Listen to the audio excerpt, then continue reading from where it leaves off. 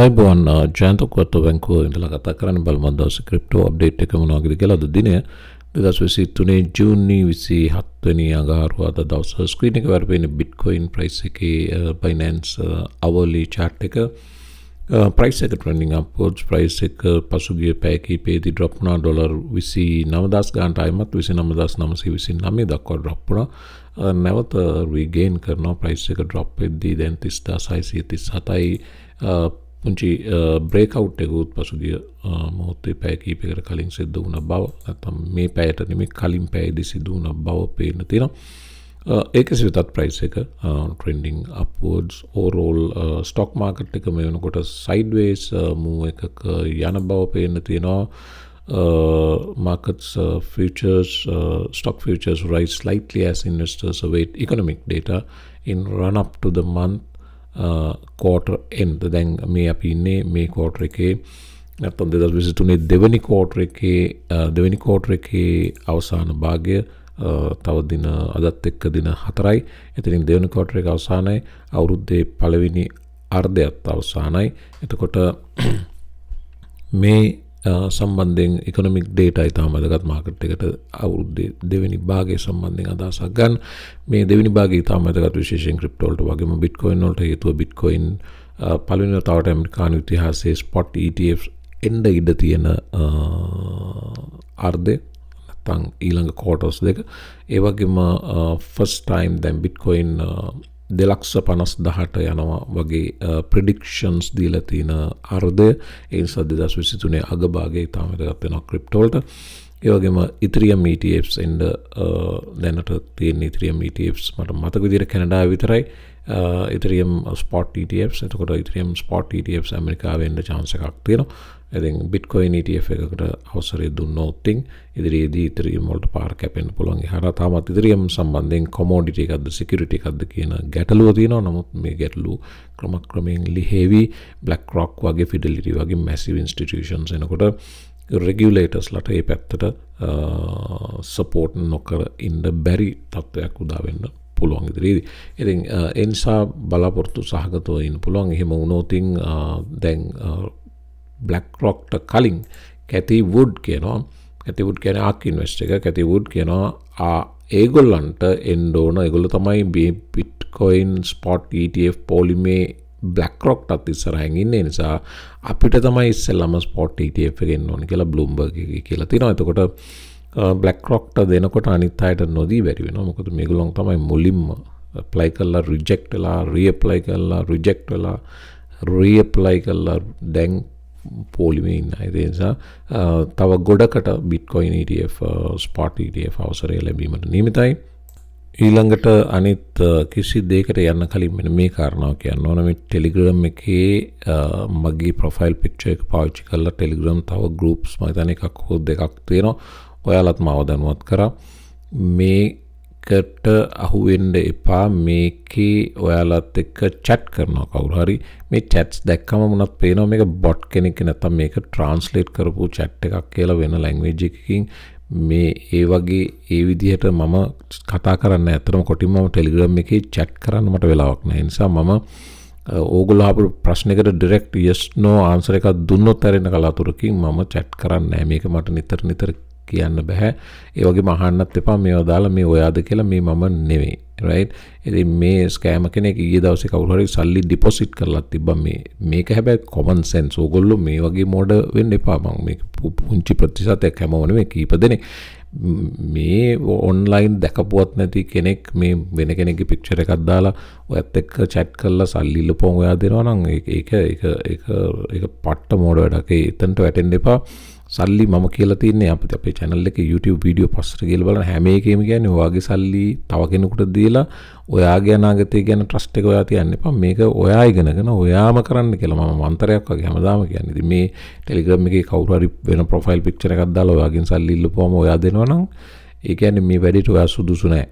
right. ඒ නිසා මේකෙන් Telegram එකේ දදා අහන්න එපා මේ මමද කියලා. මේ පෝස්ට් එක මම නිරන්තරයෙන් දාන්න උනා. ඊයේ මට නැවත මතක් කරන්න උනා මේක ස්කෑමර්ස් ලගේ වැඩක්. මේ මම නෙවෙයි. ඒ නිසා මේවට අහු වෙන්න එපා. මේ තියෙන ඒ වගේ උදාහරණයක්. මේ මගේ ප්‍රොෆයිල් පික්චර් එක මේ තියෙන උඩ මම මේක ලොකු කරපුවම එන්ලාර්ජ් කරපුවම මේ පික්චර් එක නැතුව යනවා. නමුත් මේ අකුරු ටිකයි මට පෙන්වන්න ඕන. මේකේ කියනවා මේ සමාගමේ වෙබ් අඩවිය ඔබ මගේ සබැඳිය සමග ඔබේ පැතිකඩ නිර්මාණය කළ පසු ඔබට ඔබේ ස්ලොට් මත ෂණිකව $50ක් ලැබේ. මේ විදිහට මම කතා කරනවා. right? ඊළඟට සමාගමේ වෙබ් අඩවිය මට සමාගමකුත් නැහැ වෙබ් අඩවියකුත් නැහැ. right? මේ delphicapital.com ref/Jayanth Ukwaththa මේක පට්ටපල් හොරෙක් මේ right. ඉතින් මේවට අහු වෙන්න එපා. මේම කම්පැනි නෑ. මම කම්පැනි යන්නේ ඉදිරියේදී නමක් දාලා පටන් ගන්න ඉඳින හැබැයි මම යන්නේ Jayanth Ukwaththa මේ Delphi Capital කියලා යන්න මට කිසි උවමනාවක් නෑ. මේක මේ ඊටාම සුළුතර එක කියන්නේ මම මේකට අහු වෙන්න එපා. මේවා ඇවිල්ලා ඉන්ටර්නෙට් වල තියෙන ස්කෑම්ස්. මේවා අද නෙවෙයි ඉදත් තිබ්බා අදත් තියෙනවා හෙටත් තියෙනවා. අපිට වළක්වන්න බෑ. ඉතින් ඔයා දැනගන්න මගේ ටෙලිග්‍රෑම් එකට එන්න ඕන නම් මගේ YouTube වීඩියෝ ඩිස්ක්‍රිප්ෂන් බොක්ස් එකේ යට තියෙන ලින්ක් එක එතනින් විතරක් එන්න. වෙන ඒවට අහු වෙන්න එපා. මේවා ස්කෑම්ස්. මේවා දේ ඉඳලා රැ වෙනකම් මේ මිනිස්සුන්ගේ වැඩේ ඕගොල්ලන්ගේ අතේ තියෙන කීයක් හරි හොරකම් කරන්න. අනිත් එක මේ ගොඩක් දෙනා ඩොලර් 5 10 20 ඩිපොසිට් කරලා තිනවා. මට එහෙම අවශ්‍ය නැහැ. ඔයාගෙන් සල්ලි කීයක්වත් ඕනේ නැහැ. මම ජීවත් වෙන්නේ කැනඩාවේ නිසා ඩොලර් 5 10ක් හොරකම් කරන්න එහෙම වංචා කරන්න අවශ්‍ය නැහැ. right? ඒ නිසා මම දන්න ඕගොල්ලෝ වංචා කරනවා කියලා හිතලා නෙවෙයි දාන්නේ මම උදව් කරයි කියලා හිතලා. නමුත් මට එහෙම කරන්න බෑ. ඒක ඉලීගල්. ඔයාගේ සල්ලි අරන් මම ඉන්වෙස්ට් කරන එක කැනඩාවේ නෙවෙයි. මම හිතන්නේ හැම රටකම ඉලීගල් ලයිසන්ස් එකක් නැතුව. මට එහෙම ලයිසන් එකකුත් නැහැ. ඒ නිසා සල්ලි දෙන්න එපා කිසි කෙනෙකුට. මේවා ස්කෑමර්ස් ලගේ වැඩ. right? මම Patreon එකේ විතරයි ඒක ලින්ක් එක තියෙනවා මගේ YouTube වීඩියෝ ඩිස්ක්‍රිප්ෂන් එකේ. ඒකෙන් විතරක් එනවා නම් එන්න Patreon එකට. Patreon එක monthly subscription එකක්. ඒකෙත් සල්ලි direct මට නෙවෙයි එන්නේ. ඔයගොල්ලෝ අහනවා USDT වලින් ගෙවන්න පුළුවන්ද කියලා. ඒක USDT වලින් ගෙවන්නත් බෑ. Patreon එකට ගෙවන්න පුළුවන් credit card සහ PayPal account එකෙන් පමණමයි. ඉතින් මගෙන් USDT දෙන්න කියලා අහන්න එපා. මේක control එක මං ගාව නෑ. තිබ්බනම් මම ආකාර පිළිවෙලක් යොදනවා. නමුත් මේක ඒගොල්ලෝ කරන්නේ. ඒ නිසා මට control එකකුත් නෑ Patreon එක සම්බන්ධයෙන්. මේ සල්ලි direct මට එන්නේත් නෑ. ඒ වගේම Telegram එකට අහු වෙන්නත් එපා. CNBC අපි crypto ආපහු වෙනවා නම් Bitcoin ගැන කියනවා. CNBC Bitcoin is up 12% this month even though barely anybody is trading it. දැන් තාම barely anybody trading නම් ඒ වගේ වෙලාවක Bitcoin 30000 උඩ සහ මාසය ඇතුළත 12%ක් අප් නම් වඩා හිතා ගන්න පුළුවන්. BlackRock වගේ ආපුවම institutions Fidelity ළඟට ස්පොට් බිට්කොයින් එකක් බිට්කොයින් ETF එකක් ARK Invest ලට වගේ අප්‍රූව් වුණොත් කොහොම තැනකට බිට්කොයින් යාවිද්ද කියලා. මේ මොහොත වෙනකොටත් ප්‍රයිස් එක ට්‍රෙන්ඩින් අප් ස්ලයිට්ලි lower drop වුණා. නමුත් ඒක දැන් රිකවර් වෙලා මේ ස්ට්‍රෝං අවලි කැන්ඩල් එකෙන් උඩට යන්න සූදානම් වෙන බව පේන්න තියෙනවා. මට අවශ්‍යයි පෙන්වන්න මෙන්න මේක බිට්කොයින් ඊයේ මම මේක පෙන්නුවා. මම හිතන්නේ බිටෝ කියන්නේ බිට්කොයින් futures spot ETF එකට දැන් සල්ලි එන්න පටන් ගන්න තියෙන හැටි. මාකට් එකේ යම් confidence එකක් build වෙගෙන එනවා.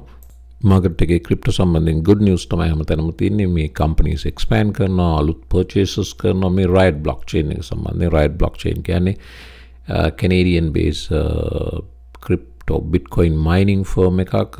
මේගොල්ලෝ අලුතෙන්ම තවත් bitcoin mining rigs 33000කට investment එකක් ඩොලර් මිලියන 162ක investment එකක් කරන්න යනවා.